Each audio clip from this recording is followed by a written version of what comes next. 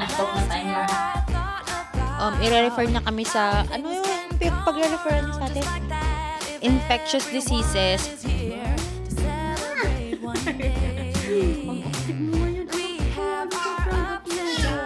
Sana ako na lang nakabunot kay Mishi, sabi niya.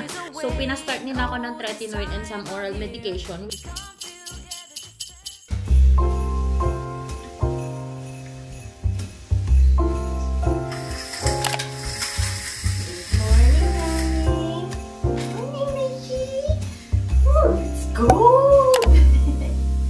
Aga mo nag-wiki-wiki. Aga natin nag-wiki-wiki. So, pupunta tayo, anak. Morning. Magbihis ka na anak ko, ha? Kasi, pupunta tayo sa doktor mo today. Maaga yung appointment natin. Hi! Hi, good morning! Hi, good morning! Uy, good morning, Banining!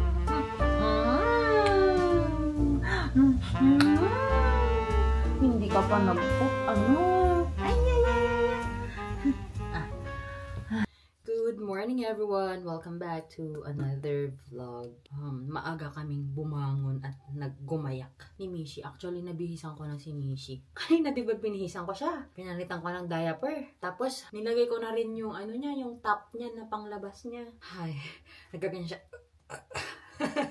Tinanggal ko ulit yung damit niya kasi baka mag-leak. Which is good kasi pang third day na niya to na walang poop. If ever man na hindi pa siya mag-poop today. And pupunta kami sa pedia niya ngayon kasi ngayon yung pang 9 months na check-up niya. And I think meron siyang Hep B vaccine today. Yun, pinaschedule ko na siya na maaga. Kasi nung second time na nag-vaccine siya, nung baby pa siya. Late na yun parang mga 3 PM kasi galing kami Chicago nun. Halos magdamag guys nang umiiyak siya. So, hindi na rin ako nakapunta ng work. Ganun, nag-call in ako nun. Tapos, iyak siya ng iyak. So, last time na nag-vaccine siya, I think that was the time na galing kaming New York. Daytime yung ano niya, parang 8:45, ganun yung schedule ng vaccine niya nun. So maganda kasi kung not feeling well siya, at least daytime. So at least ako, hindi ako ba puyat na nagpapatahan na umiyak or kahit maghapon kaming mag-ano dyan, magkalong dyan, magyakapan dyan, at least daytime, hindi din ako mahirapan. Kaya maganda pala na early morning yung vaccine niya. So yun, pinaschedule ko na ulit ng early morning yung ano namin. In my work pa kasi si Mac tonight, tinatry niya na ipa-off. Pero hindi pa daw nag-message yung manager. Nanonood siya kanina ng vlog namin. Ngayon, nandito na siya. Mukhang kakayanin ko naman kung daytime yung vaccine ni Mishi, at least hindi siya masyadong mag-iiyak ba. Hindi naman kami kagaya sa Pilipinas na madaming tutulong sa amin. Ako lang naman, tsaka si Mac. So, medyo mahirap siya kapag talagang merong may sakit sa amin. Lalo na ngayon, ang sakit pa rin ng sugat ko. Pag wala akong binder na umuubo ako, masakit siya. Mishi, bang, bang, bang. Mishi, bang, bang, bang. Lamig siya sis. Buusok na naman ang mga bunganga. Alright, anak. Ay, sis. I brought Binky for you. Aba, ay maiinitan na ito.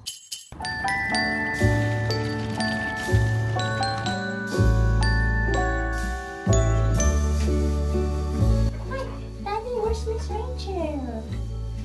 Thank you.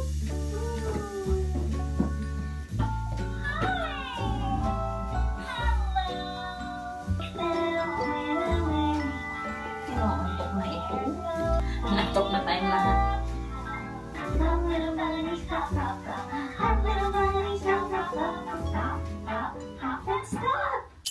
Hey everyone! Update! Nandito na po kami sa bahay and hindi na namin dinaanan yung mga gamot namin kasi lalabas si Mac, wala pa siyang tulog and meron pa siyang training. Yung batang na-vaksinan parang wala lang. Active na siya ngayon. So, ang nangyari lang kanina is binigyan lang si Mishi ng flu shot lang naman. So, yung first dose niya is 2 shots daw. Yung first dose and then after 30 days daw ay may booster. So, babalik kami on December 16 onwards for the booster shot. So, kailangan talaga namin yung window na yun. And then, na-mention namin kay doctor na we will go out of the country soon. I-refer niya kami sa, ano yung pag-refer niya sa atin?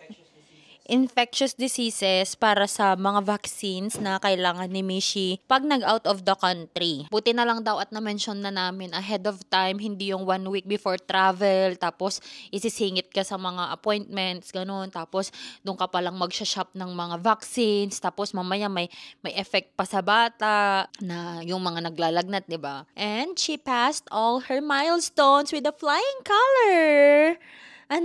With a flying color. Kasi lahat yun, yes. Lahat ng niya. Yung mga milestones siya, nag-grass na niya, nagsisay na siya ng mama, dada, walang dada, mama lang, mama, tsaka papa yung sinasabi. Walang dada. Nag-take out kami ng pagkain namin sa Arby's. Hindi pala take out. Drive-thru. Pero nakain ko na yung ibang chicken tenders. Tsaka yung fries. Pero sabi ko, gusto ka ba ng pansit canton? Kasi guys, lahat ng cravings ko, wala, sarado. Gusto kong pumunta ng Pepper Jacks. Kasi gusto kong mag-rice. 11 pa. Tapos, pumunta kaming KFC. 11 din ang pagbubukas. Magte-10 pa lang nung lumabas kami sa clinic. Tinanong kasi kung pinapakain na daw ba namin si Mishi. Sabi ko, yes, she's really good na. Na-try na namin pakainin yung orange ng grapes. Sabi ko, pero ni-slice ko yung grapes. Okay lang daw yung grapes, wag lang daw yung buo. Tsaka yung mga hotdogs na buo, ganyan na yung bilog. Kasi daw, mabablock yung airway. So, kung i-slice mo naman, kahit daw mag-gag, kaya nila daw yan nalunukin. Just give them time, sabi niya. Tapos, rice, hindi nyo pa ba binibigyan ng rice? Sabi ko, pina-food processor ko pa lahat ng binibigay ko. Yun nga daw. Nagbigyan ko na daw ng rice in front of her. Pag ginanon daw niya at ilalagay sa mouth niya at nag-gag, don't worry. Just give her time. Maggagag yan. Kaya niyang lunukin yan. Tapos, sinabi ko lang yung parang constipated siya the past 2 days. So, pakainin lang daw namin ng fruits that has P. Like peaches, apple, ganun daw. I-steam ko daw yung fruit. Tapos, i-mash. Tapos, pakain sa kanya. Ganun. Ito pala yung isang concern. Kasi tinanong, paano daw siya natutulog? Ilang beses, nagigising pa daw ba siya ng gabi? Ganyan. Sabi ko, every 3 hours, tapos nang-feed kasi siya. Tapos, pagka-feed ko, parang tulog agad siya. Ganun. Or, parang dinedede lang niya while, asleep. Parang ganyan. Paano mo ba siya, kino-co-sleep ko kasi? Sabi ko. Kasi nga, nagko-co-sleep ako dahil sa ganun na style niya na nagigising siya. Ayokong tumayo ng every 3 hours para lang mag-feed ka ako. Tapos, yun. On that part, it's kinda like my fault on the training, sleep training. So, ngayon, dapat daw, bago siya matulog, hindi daw siya, alam mo yun, nakabote, na ganyan, na hanggang sa makatulog siya. Dapat, na-feed ko na siya, tapos pag antok na siya, tsaka mo siya ibababa sa bed. Dapat daw matutunan niya na she can sleep kahit hindi siya nagdedede, na walang nakalagay sa mouth niya. So, parang yung binky po niya ay magre-retire na soon. Kawawa naman nung baby namin. Kasi guys, yung binky talaga niya, nakabinky na naman. Tapos, siya, alam niya kung nasan yung mga binky niya. Nasa mga, ini-scatter niya yan sa mga gilid-gilid. Tapos, pag wala na siyang mahanap, pupunta lang siya dun sa mga pinaglalagyan niya ng mga binky niya. Nahanap nga niya yung binky niya kahapon, nandyan sa ilalim ng ref. Dumapa siya dun, tapos kinuha niya. Parang nasabi ko nga dun sa pinakaunang mom life video ko na yung sleep training talaga yung medyo struggle talaga ako. Medyo mahirap siya kasi hindi ko kayang tiisin na umiiyak siya na nagkakamot na matulog ka lang, ganun. Kasi sanay siya guys, sumisiksik sa amin. Kaya kami din ni Mac, hirap din kami matulog. Tanggal na daw yung binky, magre-retire na daw yung binky mo.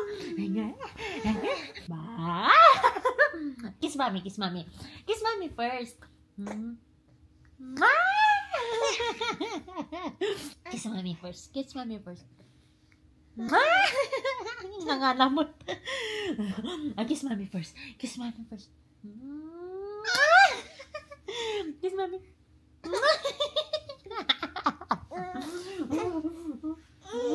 Hello vlog. Tatawanan mo na naman yung sarili. Ay! Nako! Tatawanan mo na naman yung sarili mo pag pinanood mo itong vlog. Wow! Warmy na lang. Warmy na lang. Hala! Nag-on yung TV. No, nobody's gonna watch. Playtime only. Playtime only.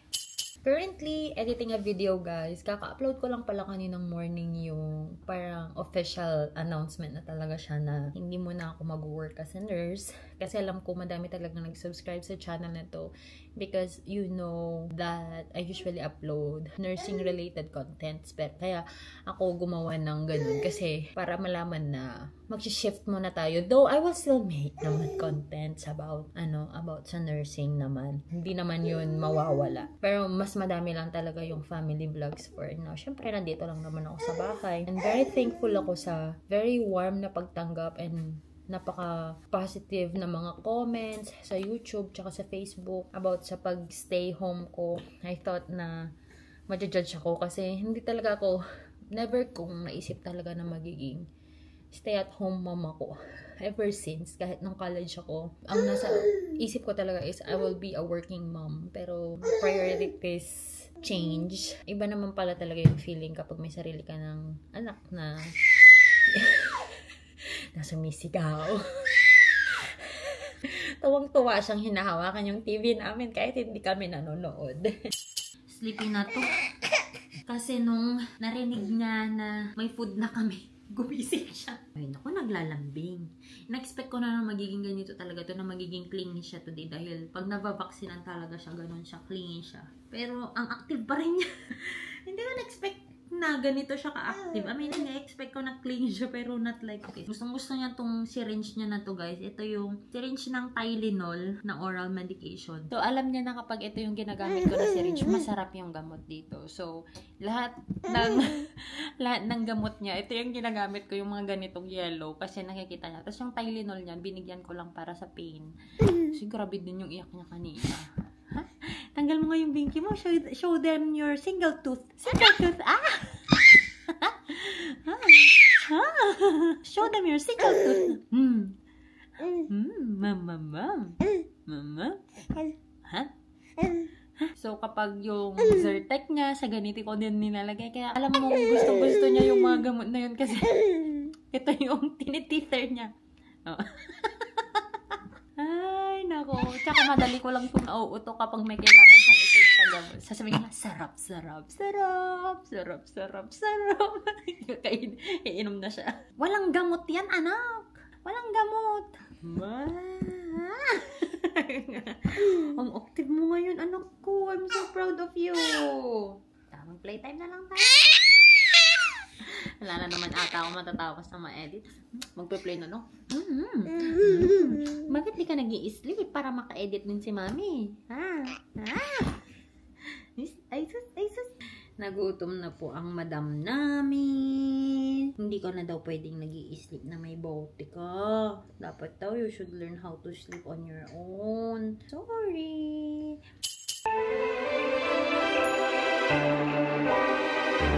Tend to tell me when you'll show yourself to me. Help me find who my baby will be. Santa, tell me when you'll show yourself to me. Help me find who my baby will be tonight. That's all I need. Somebody that care for me. Hungry na ikaw? Somebody I can get. Oh, it's raining outside, Nani. It's raining again outside. Nawawa naman si Daddy. Pagdating na, it's gonna rain. Oh my gosh.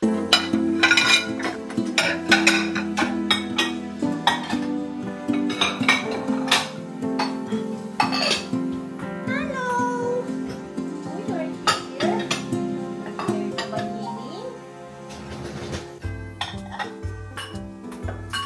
Hello, anak ko.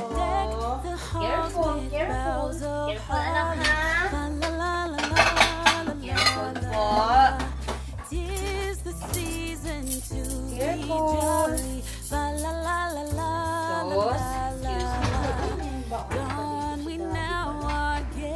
Wow, dami naman dito ng Mishibeng.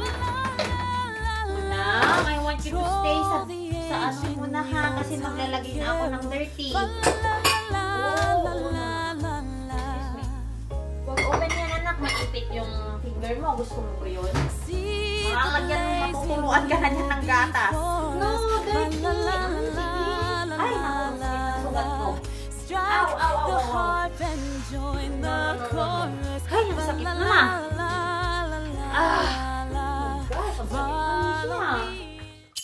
Okay guys, so magta-thaw lang ako nito. This is the Baby Bonita or tulingan daw, sabi ni ate na taga-Asian store. Ang nakaschedule na ulam namin for today is fried fish. Tinanong ko anong gusto niyang fried fish, kung gusto mo ba niya ng salmon ulit or may bangus kami dyan or tulingan. Gusto daw yung tulingan. Eh sabi ko, parang boring naman na tulingan lang or paritong fish lang yung ulam namin. Kaya sakto may training siya kanina, bumalik siya sa hospital. Sabi ko, dumaan siya sa Asian store ng gulay. It's either talong or okra sana. Gusto ko ng nilagang okra or pritong talong lang din. Para lang din may side kami. Lagay ko siya sa plato and sa ref ko siya ito para naman hindi siya biglaan na matho at hindi na siya masyadong fresh. And then itong dalawa, babalik ko ito sa freezer. Mag-aayos lang muna ako dito sa bahay namin kasi yung mga maliliit po na parts ng walker ni Mishi, yung mga square, triangle, circle, and stars niya ay nakakalat. Para kami nakamaze na naglalakad ni Maka kanina. Kaya hindi pa ako bumibili ng Lego kasi ayaw ko yung nagtitiptoe kami na naglalakad na may Lego kaming iniiwasan. Sa mga kamag-anak po, hindi pa po kami tumatanggap po ng Lego na regalo. Ang kwento ko na nga lang. Sabi nung kapatid kong lalaki. Sana ko na lang nakabunot kay Mishi, sabi niya. Kasi na nga, ang baba na nga ng namin, ang baba ang happy niya sa dalawang binki niya, ginaganon. Ang baba nga ng presyo ng exchange gift namin, mga kuripot pa din. Sabi niya, kasi previously daw, siya yung nakabunot. Kaso chinange kasi namin yung bunutan kasi may dinagdag kaming tao. Tapos sabi, kung si Mishi sana, binki na lang yung ibibigay ko. Yung masaya na si Mishi. Anyway, hindi ko alam kung sino nakabunot. Ang nilagay ko lang na wishlist ni Mishi ay yung parang laruan nung cousin niya na nasa Washington, si Brayden. Yung parang magnetic na tiles. Yun. Kasi mas madali siyang linisin, tas mas madali siyang i-build. Hindi siya frustrating. So, hindi siya frustrating sa side ng child at sa part ko din. Alright. Medyo malinis na yung bahay namin. Medyo lang. Kasi magulo siya tingnan. Kasi meron nga tong bed na to. Actually, gusto ko na siyang ibalik ulit sa kwarto namin. Itong mattress. Kaso nga, ang sakit pa rin ng sugat ko. Ang sakit kanina na namang binuhat ko si Mishi na andang kami sa Sina.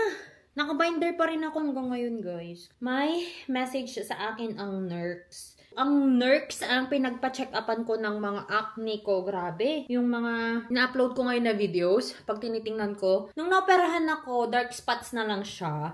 Parang wala na akong active na pimple. Ngayon ba? Meron akong one. Parang, very, na siya ngayon. Subtle na yung hindi gaya dati na. As in talaga, nung nag-start ako sa tretinoin ko, grabe.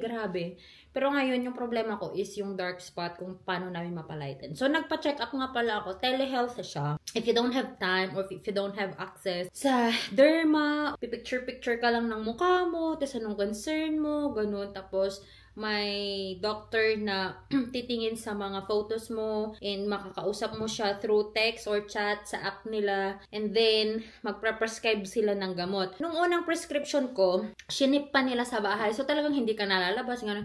Tapos yung shipping niya, medyo matagal siya. Parang 1 week din ata yung inantay ko kasi parang i-fulfill pa siya ng partner pharmacy nila. So sa kanila nang galing yung pills ko tsaka yung unang cream ko kasi nung una kasi sinabi ko pa na, oh, I'm breastfeeding. Pero nung nakita kong hindi nag-work yung very light na treatment, ayun, sinabi ko na I'm not breastfeeding anymore and I don't have plan of getting pregnant na ngayon muna, sabi ko. So, pinastart nila ako ng tretinoin and some oral medication, which is yung tretinoin. It's a no-no sa pregnancy. So, good thing din na meron din akong pills na which is to balance din the hormones. Pero sinabi ko na ngayon na this time, yung pangalawa na, nung follow-up check-up ko, sabi ko, ayoko na na-ship nyo sa akin yung medication ko. I want it to be sent to my pharmacy closest to my place para i-pick up na lang namin. So yun, sinend doon yung prescription ko and then pinick up na lang namin yung gamot doon sa Walmart. Tapos magkano lang yung binayaran ko? Parang $5. Parang mga ganun kasi nagamit ko lang din yung insurance ko. Yung pills, parang libre siya. Wala pa yata akong binabayaran doon. Tapos yung medication ko kasi may oral and yung may cream nga. Parang $3, $2, 2 to 5, mga ganun lang. Wala akong binayaran atang $10. So yun naman guys, medyo nag-i-improve naman. Pero nakita ko doon sa vlog ko na madami pa rin akong dark spot. So, yun yung sasabihin ko.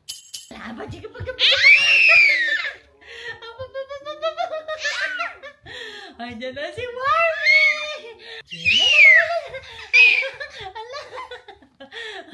Dyan naman si Wormy. Lolog Wormy, lolog ko, kiss ko Wormy. Baho ah. Ang baho ba? Baro Wormy. Ay nako, puro laway. Gini.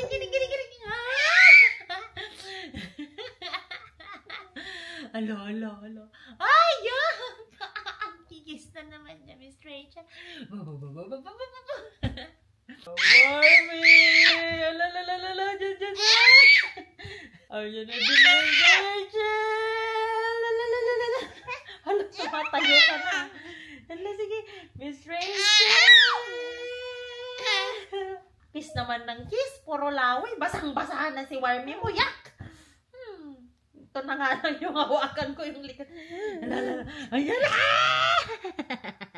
Nag-message kasi si Mac na, sige, sabi lang niya dun sa message ko, nakasummarize na kasi yung mga pabili ko, tsaka yung mga ipapapick up ko sa kanya, ganun. Nag-notify sa akin yung Life 360, nandun na siya sa Walmart. Ngayon, ito lang yung ayaw ko sa ganitong fish, guys, yung naglilinis pa ng fish. Kaya gusto ko yung bangus na nabibili namin kasi malinis na siya. Na-slice na rin. So, ito ay tatanggalan ko ng, hasang. Isisisan ko na lang and then ready to fry na. Ito nga yung mga fish namin. Pag pina-fry ko, nilalagyan ko ng garlic, pepper, and salt. Para lang mawala ba yung lansa. Kasi syempre hindi naman to ganun ka-fresh. Though, parang freeze naman ito nung fresh pa kasi maganda naman yung balat, maganda naman yung mata, but I still want dagdag na lang din. Lasa na lang din.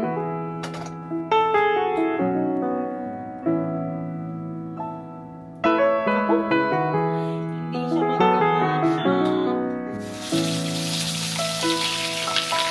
Sitting by the fire,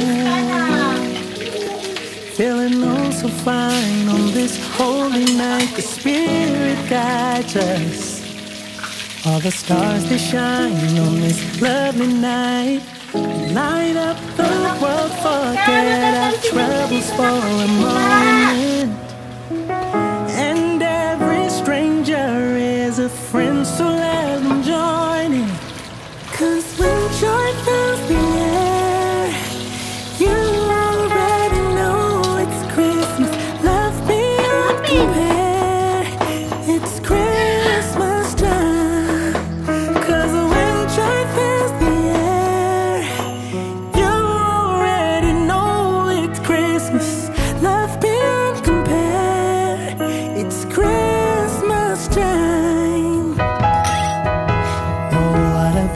Sight. We're singing heartfelt carols in the night. Warm embrace, the Spirit's bright. Where family and friends unite. We light up the world, forget our troubles for a moment. And every stranger is a friend, so let them join in.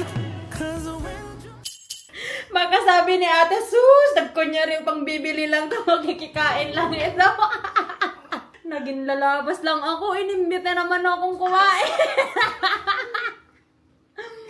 Nagkikain si Daddy doon sa Filipino store.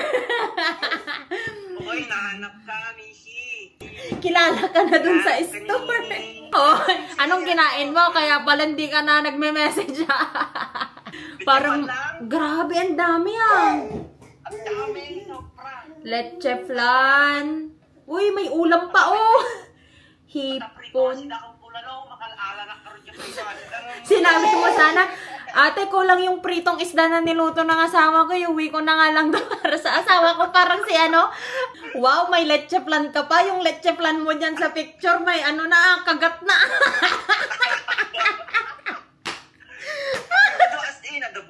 Ada bulalo, ada iti. Ang dami oh. Chicken curry.